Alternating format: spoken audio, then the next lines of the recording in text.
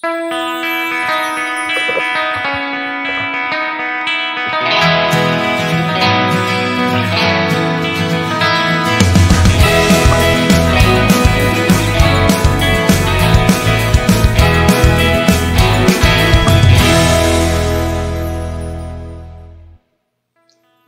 good morning! Ayan, so good morning po sa lahat ng viewers natin ngayong umaga. At isa na namang maganda at napapanahong paksa ang ating tatalakayin ngayon dito sa UAP o sa Usapang Agrikultura, Paghahayupan at Pangisdaan. Yes. Okay. Yung sinabi nga kanina na napapanahon dahil hindi na natin talaga mapigil ang pagtaas ng ating mga pakain sa ating mga hayop. So ito naman din po ay mga request din, yung mga nagtatanong sa atin, ito ba hong nasa paligid namin ay pwede hong pakain? Paano ho yung paggawa? Ano ba hong sustansya ang mga nakukuha dito? Kaya ang topic natin ngayong umaga, sapal ng niyog, gulay, darak at iba pa, gawin nating pakain sa mga patabaing baboy. Ayan, yung mga yan ay iilan lang sa mga nagtatanong sa atin, lalo na yung mga nagtatanim na merong ang sapal, saging, ano pa yung taho, yung sapal ng taho.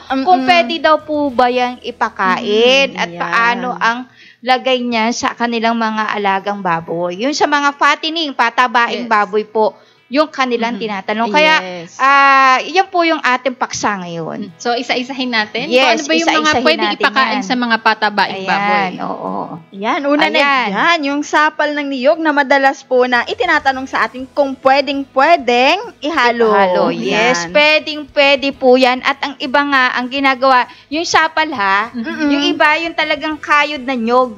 Yung hindi pa napipiga yung gata, sayang naman yung gata.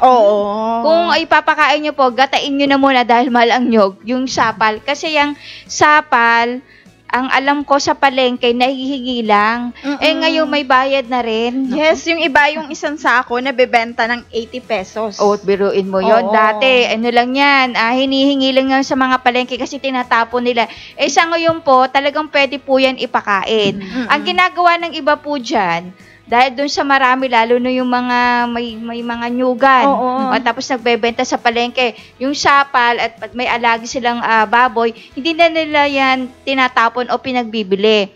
Para mapakinabangan ng matagal is ibinibilad nila yan. Pagkabilad, pag talagang tuyo-tuyo na isinasangag.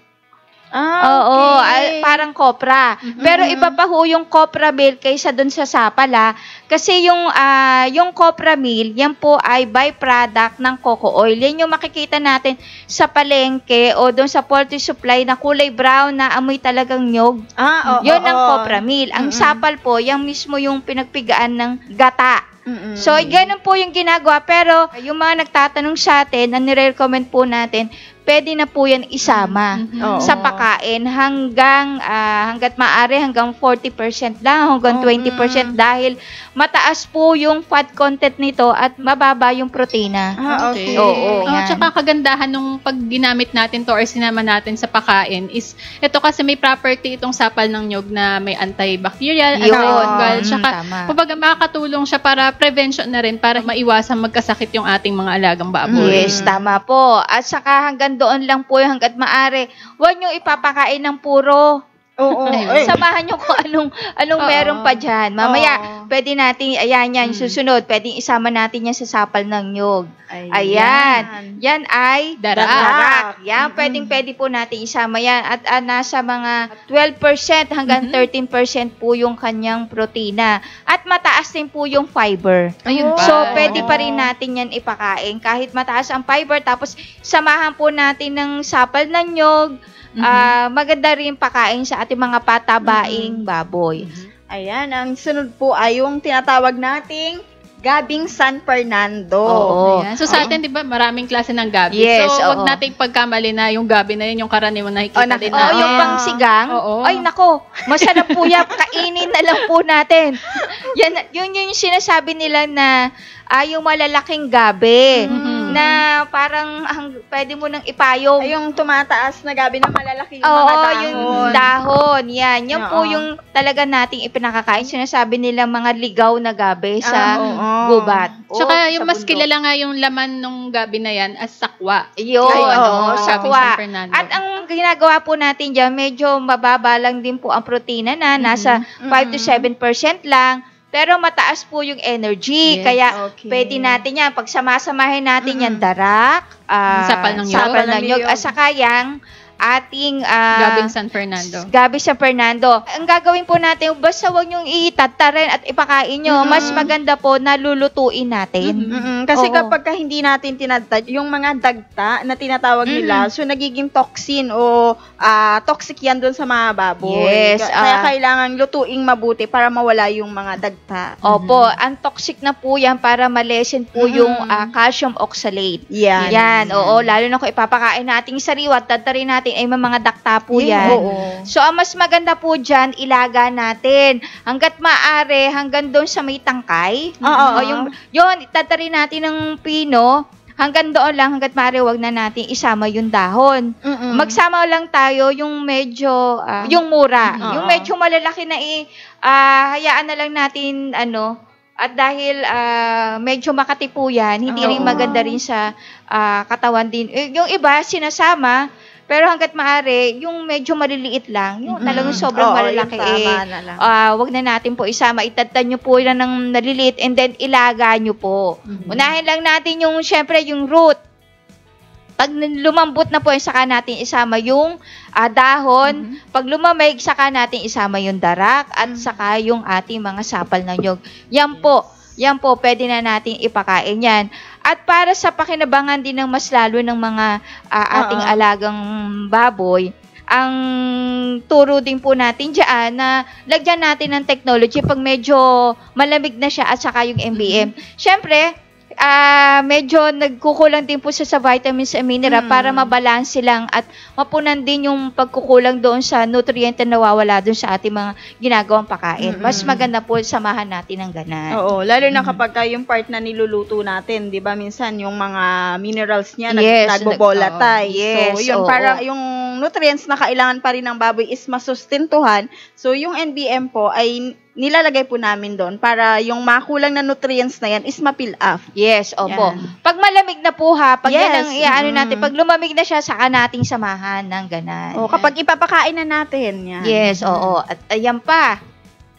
Yan, ito na nga yung sinasabi natin. Yung kung may gabing San Fernando, ito naman may gabi na or taro, mas kilala. Yan, yung pinakalaman niya, yung taro ang tawag dyan. Yan, oo. At kung medyo doon sa ating bukid ay nagsusobra at hindi na masyado napapakinabangan at medyo matigas-tigas na, pwede po natin ipakain din yan. At lalo na yung dahil medyo malilit ang dahonan, hanggang doon sa bunga, hanggang doon sa dahon, pwede natin ipakain. Yan ba yung kinakain din ng tao? Yes, kinakain yan ng tao. Yan yung ginagawang tipay. Laing. Kasi sa amin tipay di ba? Oo, sa mga taga-Luzon, taga-Laguna, tipay ang tawag po dyan. So, same thing din kung paano yung proseso natin dun sa gabing San Fernando. Mas maganda lulutuin kasi nga meron siyang oxalate content. Yes, hanggang 80%. So, yung 20%, maglagay tayo ng yan sapal, ng nyog, darak, yan po, samahan natin yan. Okay. Next. Ayan, nako, masarap yan. So, ito naman yung kamoteng kahoy o kilala rin as kasaba. Yan. Yan yung kasaba hanggang doon sa dahon, pwede po natin ipakain sa ating mga padabaing baboy at iluto muna natin. Ang ginagawa kasi may nakita lang ako kahapon sa YouTube, taga ibang bansa naman. Ang ginagawa nila hanggang doon sa balat, inilalaga nila.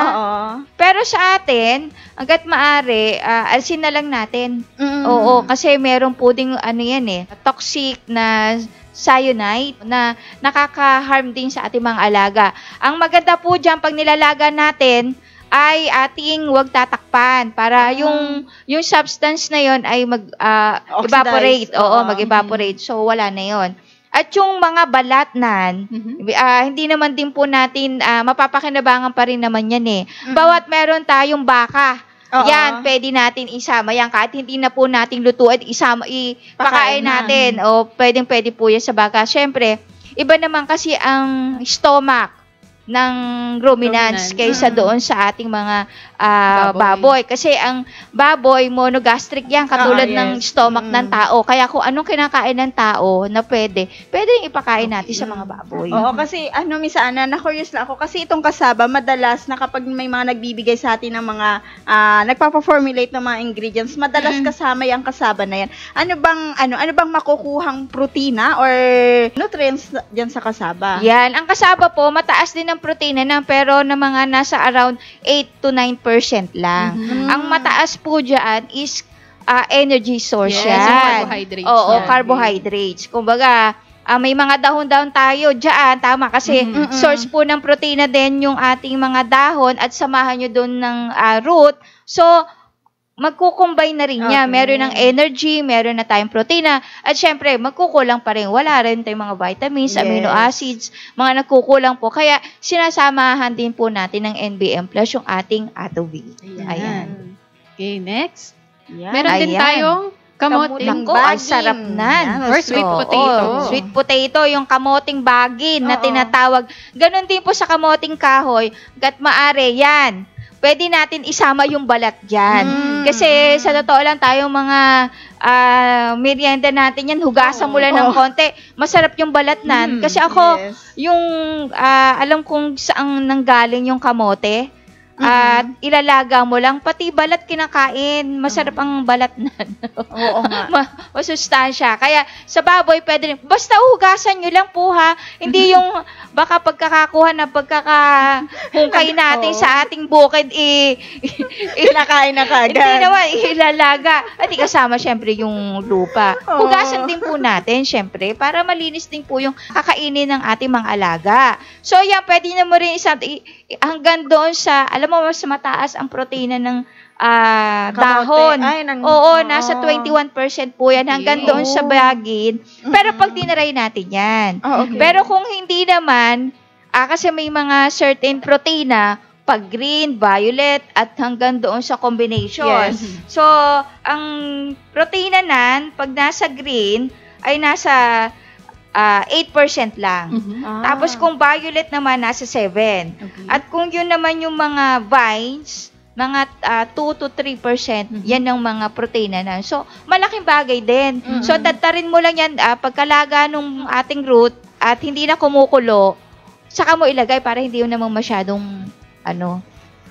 lutong-luto. Mas maganda po yun. Para ding sa tayo, nakain natin yung salada, di ba?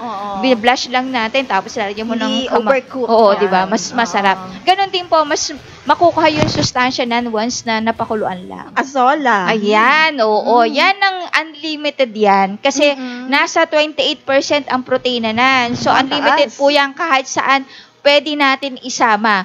Kung nagko-commercial feeds ka, hanggang 50% na percentage, pwede mong isama, 50% na commercial feeds, 50% na azola. So, depende po yan sa inyo, pero hanggang 100% pwede po natin gamitin. Pero, syempre, high protein lang siya. So, wala siyang masyadong energy. So, nagkukulang pa rin. Pwede mo yung isama dun sa mga kamote. Kamoting kahoy, kamoting bagid, taro. Pwede yan. Pwede mong isama dyan para at least, kulang man yung protina doon sa ating mga kamoting kahoy na yun, may pang tapal naman tayo ng protein para mas mabalanse yung ating pagpapakain sa ating mga alagang baboy. Kangkong. Ayan, napaka-common yan. Masarap din yan adobo, pero pwede po natin yan hanggang sa dahon, hanggang sa vines, pwede. Pero syempre, huwag na nating isasama yung ugat. Ang ugat po, i-alsin nyo at itanim nyo ulit para mapakinabangan. Ayan. So, ugasan lang natin. Lagi kong sinasabi na pag magpapakain po tayo, lalo yun sa mga dahon-dahon na yan, hanggat maaari, hugasan din natin.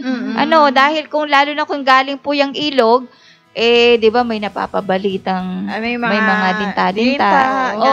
Syempre, ating alaga, buhay po yan. So, dapat malinis din po din yung ating pagpapakain sa kanila. Kasi minsan may mga bacteria, may mga uod na hindi ka agad-agad namamatay kahit sa loob ng katawan, nabubuhay.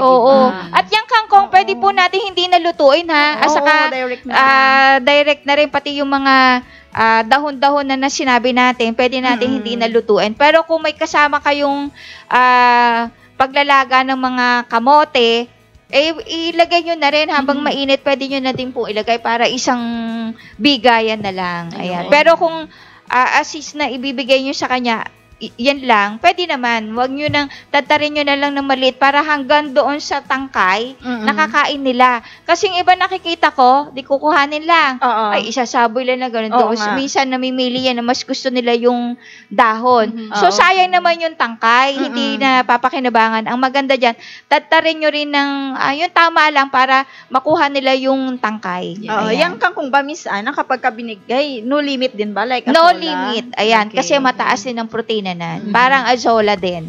Madre de agua o tricantera. So, maraming nagtatanim niya no, sa mga may backyard farm. Dahil mataas ang protein na nasa mga at least 40% din ng protein na so napakataas. Yung mga iba pwede natin ilagay doon sa mga pakain doon sa mga bagong hiwalay hanggang fattening. Iyan din po pwede natin ibigay sa kan. Ang kukuhanan nyo na po yung medyo malambot. Yung mga talbos, pwede po natin yan ipakain doon sa maliliit. Pero yung medyo matured na, pwede doon sa mga fattening. Oo, ayan. Tsaka kagandahan dito, no, according na rin doon sa studies kasi, yung 6 kilos nung fresh leaves niya, para makakasave ka na ng 1 kilong pakain sa baboy. Yes, oo. Dahil actually, dyan sa University of the Philippines, sa UP, kanilang ini-study yan, pinatutuyo nila, and then mini-meal, at isinasama sa pakain. Actually, hanggang ngayon, ini-study nila yan. Actually, may nakita nga akong isang gumagawa na darak at yung Madre de agua lang yung pinagsasama niya.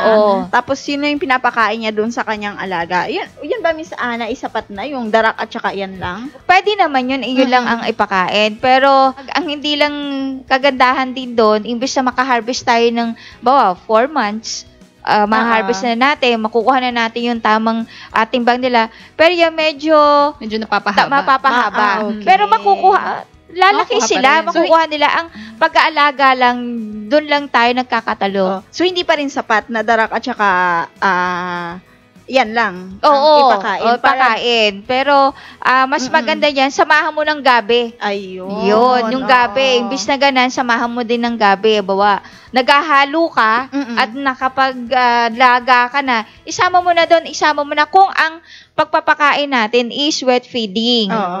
Yun, pwede po natin yan. Pero kung nasanay sila ng dry feeding, pwede muna samahan din ng commercial feeds yan. Ayun, doon mo isama. Then, huwag yung kakalimutan na lagyan pa rin natin ng technology plus yung ating NVM. Ito naman, ipil-ipil. Ayan, oo. Actually, ang akala ng iba, sa mga ruminants lang, kambing, baka pwedeng ipakain. Pero pwede po rin natin ipakain yan sa fattening. Hanggat maaari, hanggang 10% lang wag tayo may exit doon. Dahil may mga substance din na may musin, nakaka-harm sa ating mga alagang baboy. Dahil, lalo na kung ito ay papakain natin sa mga breeder, sa mga inahin. Dahil nakaka-cause po yun ng abortion. Yan po. Yan. So, hanggang 10% lang din po. Hanggang doon sa, di ba, ipilipa may tangkay, pwede yun. Actually nga sa ibang bansa, ang ginagawa nila dyan, dinadry nila at isinasama sa feeds. Ayan ba dahon lang ng ipil-ipil or kasama yung bunga? Mas maganda kung pwede kasi yan, doon sa nagtatae, pwede natin isama yan. Yung iba nagsasama ng bunga. Pero ang mas maganda, isama mo yung mura. Pero hanggat maaari, yung sa baboy, kasi sa ruminants, iba kasi yung sinasabi ko nga, iba yung kanilang stomach. Kasi ang ruminant, 4 compartment na stomach yan ang baboy isa lang, kaya monogastric isa lang.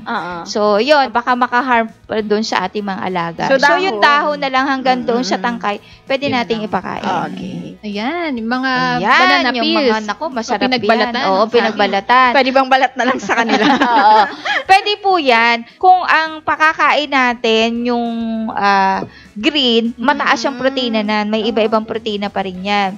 Ang gagawin lang natin, tatarin nyo lang, kat maaari, wag naman yung ka-harvest nyo na, tapos kasi may takta din yan O pwedeng masugatan, yung bibig ng ating mga alagang baboy. Yan naman yun. Kung ipapakain natin, hayaan mo munang mag-ano ng ilang araw, saka mo ipakain. Kaya nga iba, di ba, yung mga dinadry muna ng konti. Reject na sa palengke. Yun, pwede rin kasama na yung balat tsaka laman. Oo, yun. Mas maganda din yun. Itadtarin nyo lang ng konti. At mas maganda dyan, isamahan mo na rin ng para mag-combine yung lasa. Isamahan mo ng mga hinog-hinog.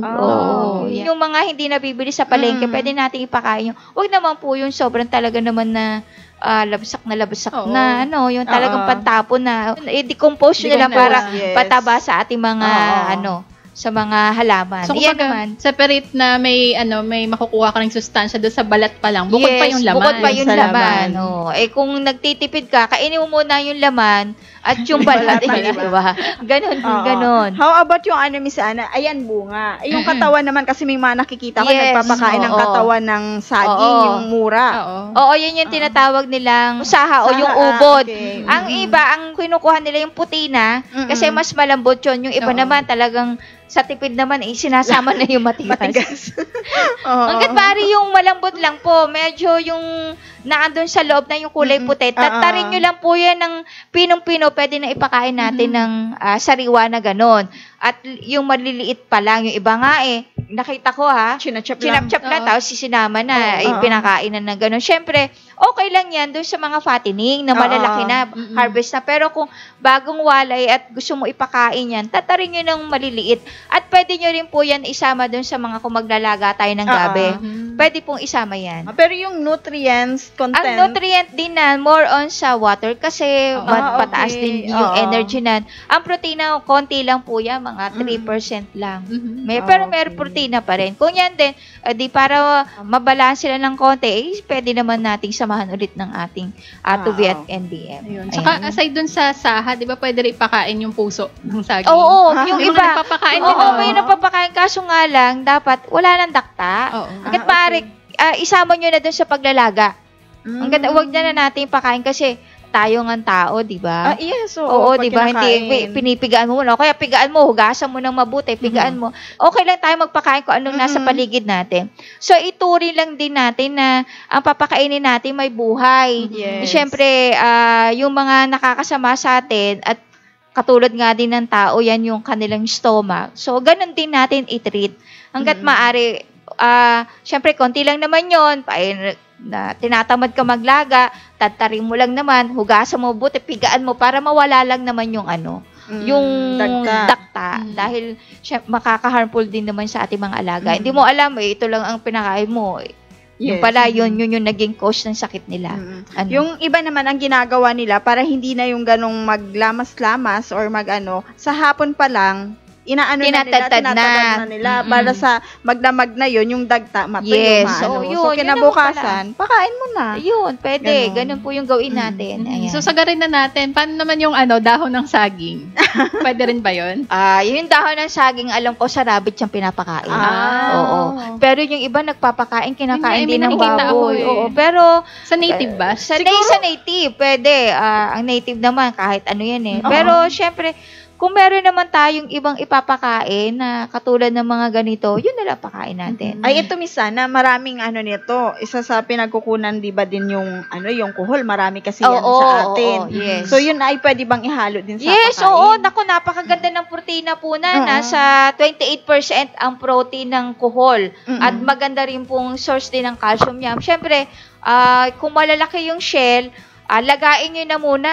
Siyempre, hindi natin alam kung minsan kung saan natin nakukuha. So, para mawala lang din yung bakterya ilagaan nyo lang, tapos kuhanin nyo yung medyo maano nga lang, basagin nyo na lang, tapos kunin nyo yung meat, and then, ayan yung kuhol. So, pwede natin isama yan. Pwede nyo po natin pagsama-samahin yan yung kuhol, yung gabi, may mga dahon-dahon kung ilan man. O pag pinagsama-sama, may protein ka na, may carbohydrates ka na, may konti kang amino acid, mga vitamins, mineral dyan. So, dagdagan mo na lang din ng Atovi Plus yung NBM para sigurado tayong balance, lahat ng nutrient na kailangan ng baboy, ando na. So, kahit yan lang yung pinapakain natin, makikita mo, maganda ang laki ng ating mga patabaing baboy. Matanong ko lang din, Miss Ana, pwede rin ba ipakain yung mga water lily? Yes, oo, pwede yan. Para na rin yung kangkong. Ang ano lang dyan, lagi natin, yung iba kasi nakikita ko rin, isinasama yung ugat. Hanggat maari po, may mga substance din dyan na hindi pwedeng kainin ng ating mga alagang baboy. So, alsin nyo lang yung ugat. Oo. And then, hugasan mabuti hanggang sa tangkay, hanggang doon sa dahon, pwede po natin isama. And then, tatarin nyo rin po ng maliliit na piraso. Then, pwede na po natin hindi yan lutuin. Pwedeng as is, pwede natin siyang ipakain. Kung yan lang po yung ating ipapakain. Pwede. Ayan. So, tanong ni Ma'am Estrella Espiritu Rontalia, ilang kilo lang po pwede ipakain sa bunga at katawan ng saging? Ayan po, unlimited naman yan. Hanggat kung meron kayong source. Ang tanong dyan, hanggang saan yung inyong pagbibigay. Kung everyday meron tayong stock na maibibigay sa kanila, wala namang problema po yun. Or, para makatipid din po, pwede nyong gawing as merienda yung mga yan. Imbis na 3 beses tayo magpakain, mag-skip tayo ng isang meal, yun ipakain natin. So, makakatipid ka ng 1 kilo na feeds kung nagko-commercial feeds ka. Ayan. Doon tayo makakatipid. Paano naman, Miss Ana, yung mga, halimbawa sa sitaw or mga legumes, safe ba yun ipakain sa baboy? Ang sa legumes kasi, maside ko lang, hindi pinapakain din yan sa mga kamila yung mga legumes. Kasi may substance din na pwede magtae, pwede ding maka-abort doon sa, according doon sa study, doon sa kambing. Pero doon sa mga alaga nating baboy, kasi more on legumes, more on sa ruminants. So, yung mga nabanggit natin yan pwede, kasi kinakain ng tao eh. So, kung kakainin at pwede naman siguro magbigay, konting-konti lang. Mas maganda yan yung bunga. Yung mga bunga, pwede natin ibigay, di ba may mga, kung may nagtatanim tayo, o yung mga sitaw na hindi na nabibili, yung mga reject, ayan po, tatarin nyo lang, kahit hindi na natin lutuin, pwede mong ibigay. Isama doon sa pakain natin, pwede yan. Yan. Yung mga prutas naman, Miss Ana, na mga nabubulok lang, or yung mga overripe na, yan, pwede din ba yan? Oo, pwede po yan. Pwede natin ipakain yan. Imbis na mapakinabangan ng lupa o sa pataba, di ipakain mo na lang muna din sa ating mga baboy. Kahit yung mga pinagbalatan ng prutas? Ang prutas, pwede yung mga papaya, pero yung mga pinagbalatan, may mga din yan, substance. Yes. Itapon na lang natin yun. Meron akong din, Miss Ana, ito parang asola siya. Ano bang tawag dito? Duckweed. Ayan. Pwede po natin yan, parang asola na rin yan, unlimited din yan. Kaso, mas mababa rin yung protina ng kaysa doon sa asola. Pwede mo combination. Wala namang problema. Saka pala, reminders doon sa magbibigay ng asola. Diba, galing yan sa ilog, galing kung saan yan. Yung iba ready, pagka-harvest, ipapakain na natin. Hugasan nyo naman po, kasi may mga ugat yan na may mga konti, hindi mo alam kung baka may bakterya o may uod. So, baka makain pa rin. Hugasan nyo na lang din para mas bago nating pakain sa ating mga alaga. So, ilan lang din po yan doon sa ating mga pwedeng ipakain. At kasama din po dyan na hindi natin nabanggit yung mulberry. Ay, nako, wag natin yung mas kainin na natin yung bunga, yung dahon. Dahil pwede rin natin ipakain yan. Mataas ba saan ang mulberry? Ang mulberry is, konti lang yung protina nan, pero ang maganda dyan, nakakapag-enhance ng kulay at lasa ng ating karne ng baboy. Yun. Pwede po yan. Akala nyo, pwede lang sa mga ruminants. Pwede po yan sa baboy yan. Isa yan. Pwede. Yung mga, hindi pa natin nabanggit. Malunggay. Ayan, pwede natin ipakain yan. At yung sapal ng taho, hindi natin nabanggit. Pwede rin po yan. Ang maganda po dyan, ang supplier natin is, alam nyo, legit, pwede nating i-stock yan. Pero yun dun sa iba, hanggat maaari, pakuluan nyo na muna. Kasi alam mo yung bacteria kasi nan Yung sapal kasi more on, nag-ferment na. So, para maiwasan lang yung pagkapani, syempre, kahit baboy po yan, hanggat maaari, wag na ho natin papakainin ng mga panis-panis. Kung medyo bumubula, at alisin yung bula, at pakuluan nyo, syempre, para at least maiwasan din yung pagkakasakit ng ating maalaga. Pero pag mga ganan din yung ating mga pinapakain, para makasure po tayo at ligtas dun sa mga bakterya, nilalagyan natin ng atubig. Ayan, para makasure na walang bakterya o harm doon sa ating mga papakainin, lalo na yung mga ganang sapal, ng taho, yung mga nakukuha lang natin, yung mga hindi naman naiiwasan talaga, yung mga leftover natin, ayan po. Tsaka yung meron lang akong nakita din na may nagpapakain sa probinsya, para siyang klase ng damo. Napier? Hindi napier Basta may tawag sila sa Ilocano. Basta may klase ng damo na nakikita lang daw din sa bukid. So, pinapakain nila sa mga baboy. So, hindi ko na alam kung lahat ba ng klase ng damo safe na ipakain. Ko kasi nga, ang lagi kong sinasabi, monogastric siya. So, hindi naman nila kayang tunawin yung mga damong, lalo na may mga cellulose. Hindi nila kayang tunawin. Pakain mo yan, mamaya-maya pag yan ay dumumay, makita mo may green-green. Hindi nila natunaw. Okay. So, mas mabuti, pakain na lang natin doon sa mga ruminants. Pero kung nakikita nyo, kasi hindi naman natin sa ulo lahat yung mga damo-damo na yan na nakapaligid sa atin, try nyo lang, pero huwag na rin tayo makapagsapalaran na ipakain. Sa bagay, nagtitipid tayo, pero hanggat maaari, kung yun lang yung nabanggit natin at kinakain naman ng baboy, yun na ating ipakain para mas maganda yung pag-aalaga. Nakasave nga po tayo. Pagdating naman po ng mga ilang araw, ay nagtatae, nilalagnat, hindi natin alam yung pinakain pala natin is nakaharm doon sa ating mga alaga.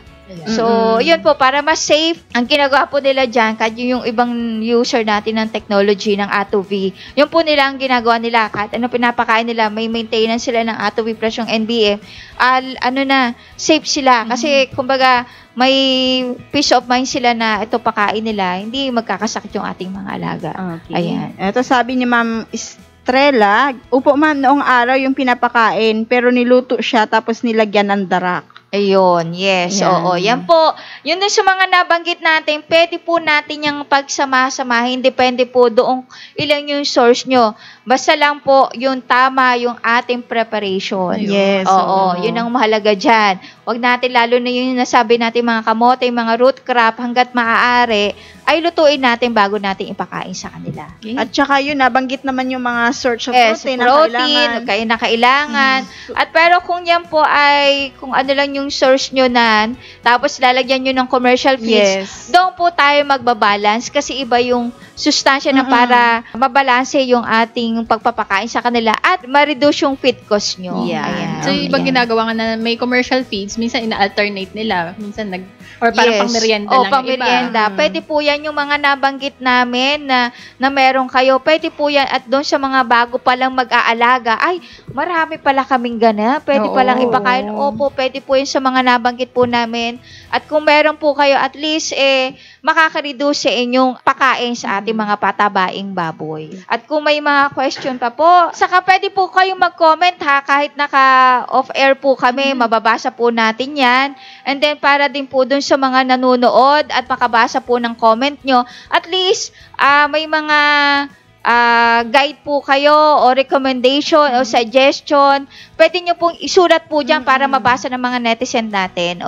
At kami din po ay matuto doon sa mga ilalagay nyo dyan. Opo. Mga comment nyo. Yes. Yan. O kung kayo naman po ay gusto nyo pong magpa-formulate sa amin base doon sa mga naibigay naming mga ingredients na meron kayo para maging sakto or tama yung mga nutrients na kailangan doon sa ipapakain nyo, ay pwede din po kayong mag-message sa amin. Ilalagay nyo lang po doon kung ano po yung inaalagaan nyo at kung ano yung mga ingredients po na meron po kayo para po mabigyan kayo ng tamang formulation. Ayun, opo. Ayan. So, sana po ay nakatulong yung aming mga nabanggit na mga pakain na nakapaligid sa inyo at nagbabalak kayo na mag-alaga. Iyan po, mga alternative na pakain na pwede po natin pakain sa ating mga patabaing baboy. Yan. Ayan. At kung wala na po, ay pwede rin po kayong tumawag or mag-message po dun sa aming mga numero sa aming opisina. Ito po, 0939-917-2858,